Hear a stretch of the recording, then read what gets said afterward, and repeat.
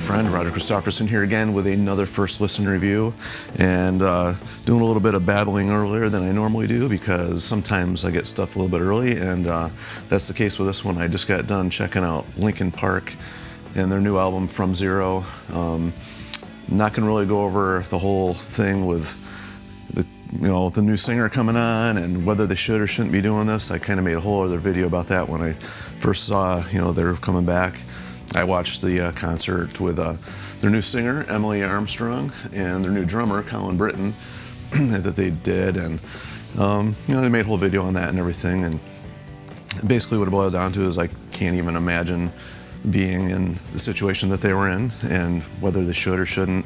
I'm not going to talk about whether they should or shouldn't gone on without Chester, but they decided and they made an album, and that's what we're here to talk about today. It's just the music and whether it's worth getting or not. So basically that's all I'm going to be concentrating on is the album.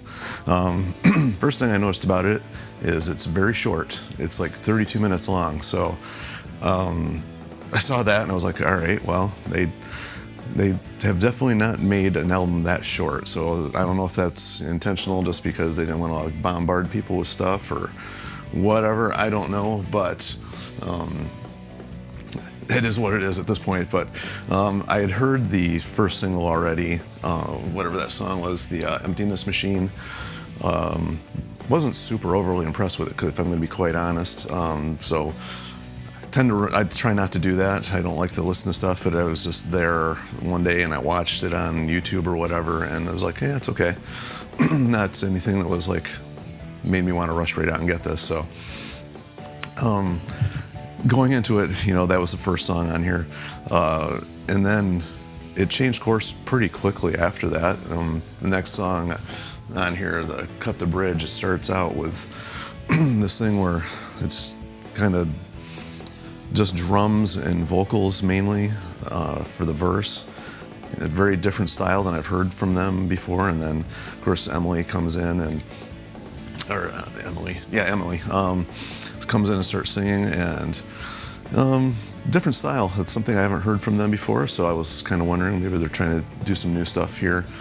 And then of course it goes back to some of their signature sounds. That's the one thing I didn't notice on here a lot is like samples and like the sounds that they had from their first, like Hybrid Theory and stuff like that. I noticed that they sound very reminiscent, and I'm not gonna break down every single song on here, but the overall thing I noticed on here is that sounds like they're trying to go with a little bit more of a different route and trying some stuff they haven't done before, which I guess is a smart thing to do. Any band probably should do that just to keep growing.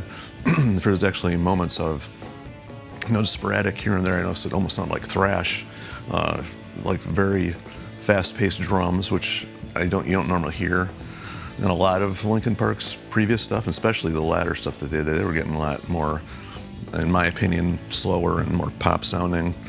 They kind of went with a more, I don't want to say they sound like punk, but a punk attitude on some of the songs in here.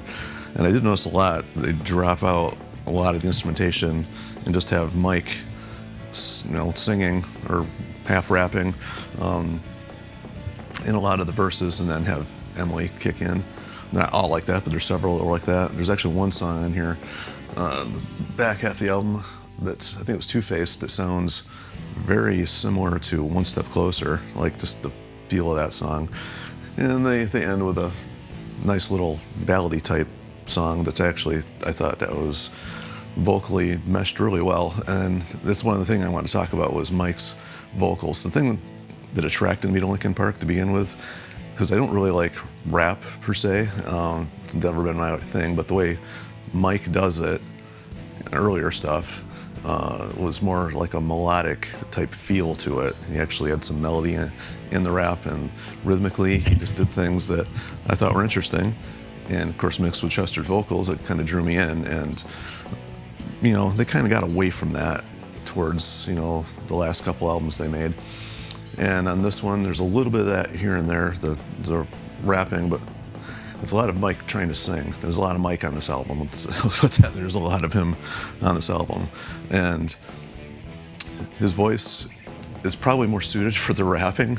Not that he's got a bad voice, but it's the dynamic range isn't like wide. His ability to sing a wide range of notes is not very wide, and there's a lot of processing on this album, which a lot of bands do. I mean, that's just a normal thing.